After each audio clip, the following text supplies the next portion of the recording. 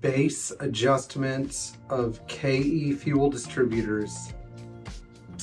Once in a while on this channel, I will put out material that's probably for about 1 to 2% of our subscribers. And the reason I do this is because I realize nobody's going to get this material anywhere else, and I think it's more efficient to make a video than answering a question for one person. So today we're going to talk about the base nut on these KE fuel distributors. And again, this doesn't apply to KE Jetronic, to K Jetronic with the warm-up regulator. It only applies to KE Jetronic cars with an EHA or electrohydraulic actuator. So in my hand, I have the 018 fuel distributor from a 560 SL. And this fuel distributor is also used in 420s. It was also used on 500 SLs. But this adjustment applies even to the 190 or the 300E. And on the bottom of the fuel distributor, you have a slotted nut. And so many of you wouldn't even notice this nut if I didn't point it out. But we're going to talk about this nut, what it does, when it should be adjusted, and why it should be adjusted to make your Mercedes run like it's supposed to. So top side, without even removing the fuel distributor, let's say you have a Mercedes. It doesn't start that well, but once it runs, it's running okay. It may have some sluggish performance issues. It may have most of the time it's difficulty starting, but you also might have some black smoke. You also may have, if you're looking at that potentiometer on the side of the airflow meter, you may have some weird readings that are well above the 0.3 volt difference between, I think it's pin 1 and 3, although I could be wrong. But what you'll see most of the time, the ultimate symptom is that when your airflow meter is adjusted and the car's running smooth, you have no free play in the airflow meter plate after you shut the engine off. Now, the airflow meter plate is that big circular disc that is right in the middle of the throat of your air cleaner. And on a normal running KE Jetronic car, again, not a K-Jet car, KE Jetronic only, you should have between 1 and 3 millimeters of play. But really the number you want to hit is like 2 to 3 millimeters. If you're hitting 1 millimeter, like there's just barely free play, then it means that this nut probably still needs to be adjusted. But the worst case scenario is that you have no free play. And that's what I'm most concerned about here. Cars that have no free play at all, because what that means is you will have to crank extra hard to get your fuel distributor to start delivering fuel. And some of that fuel, that once it is delivered, it won't stay trapped in the injector lines. It'll actually drain back into the return side. So when we lift up one of the fuel distributors, the first thing that we're looking for is this base nut. And this base nut, the nut should have a relatively shallow seating depth of 0.5 millimeter. If it's 1 millimeter, it's really too much. It's very hard to see, but if it's even with the top, I'm not talking about almost even, because 0.5 millimeter is pretty much the number. It should not be even with, and it should not be sitting at 1 millimeter of depth. It should be at 0.5 millimeter, and if you have a V8 car, you see this ledge right here.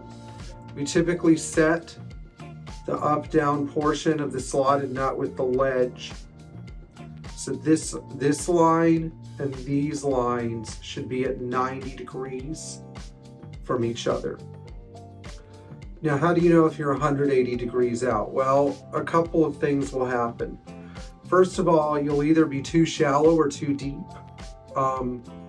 I personally think that the best way to measure this is maybe with a dial gauge, although for some people that's not an option. So you may want to get a flat straight edge and cut a little tiny piece of 0.5 millimeter thick feeler gauge, which you can get anywhere, and just check it. And again, you want to be around 0.5 millimeter. Now, once you turn this in, you're going to increase the moment of delivery. In other words, when this thing this pin just barely starts to move, you'll get fuel delivery. And once you shut the engine off and the plate is at rest, you're going to have some free play in the airflow meter. And you should have no fuel delivery here, so you don't have any unmetered fuel going to your injectors, which is what you don't want. And basically your car will start up instantly, because this thing, as soon as the engine sucks the airflow meter plate down, it'll just barely tap this and fuel will start to flow, and boom! Instant ignition. That's why, like if you have a 560 SEL or SL that's running right and you turn the key, the engine shouldn't turn for more than, a couple seconds. And they say 4 seconds, but 4 seconds is kind of a long time. The engine shouldn't crank for more than a second or two, and then it instantly jumps up to 1500, 1700 RPM for a second and then calms down. That's how you know that your moment of delivery is good. Because it doesn't struggle to run, it doesn't go blah, blah, blah, blah, blah, blah, blah. In fact, I find when you adjust the airflow meter just right, where you have your 2 to 3 millimeters of play, and you have a smooth idle, that's the keyword. It doesn't matter if it's a little high. You want that smooth idle. If you can get the smooth idle, you can get the 2 to 3 millimeters of play, you're going to get an instant start, unless your injectors are leaking down or your accumulator is bad. Now, what if this keeps adjusting itself? There's a scenario where that nut will start to back itself out again. What is this a sign of? Well, it's a sign of 3 potential problems. The first one is that you have multiple blocked injectors, and it's causing the internal pressures in the fuel distributor to peak over 7 bar.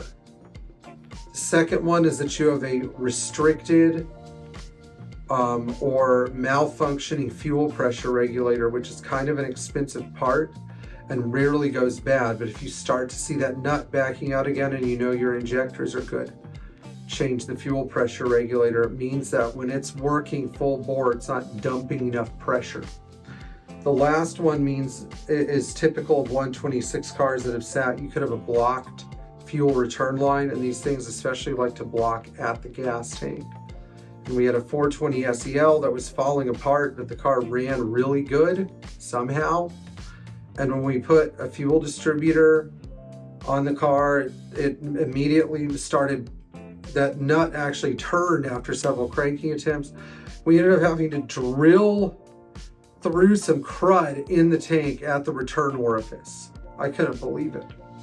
So I guess what I'm saying here is that that thing shouldn't just move for no reason. If it does start to move, you need to diagnose the underlying cause, but there is a way to adjust it and fix it. Now, on a side note, if you rebuilt your own fuel distributor and you're getting black smoke, the car's running good, but you're getting a little black smoke or rich exhaust emission when you're idling, you may have turned that nut in too far, and that's another caveat. So try to make sure when you rebuild your fuel distributors, you set the position of that nut.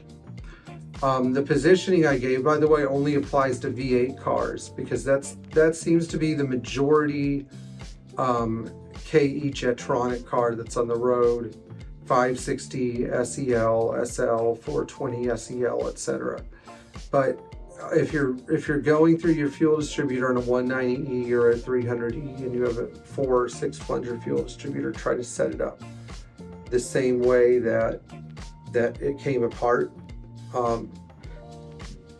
And roughly, if you have no free play in your fuel distributor, again, you can turn the nut inwards, just a question of how much. Usually it's like 10 degrees or so, 10 to 15 degrees before you start to see that amount of clearance open up. Anyway, I hope you found this video useful. I don't know if it was a fun video, but it's a useful video. Enjoy trying to work on your Mercedes, because a lot of people don't try, and if you keep trying, you will eventually become successful. So I salute you. So please like, share, subscribe, tap the bell for notifications, and enjoy working on your classic Mercedes.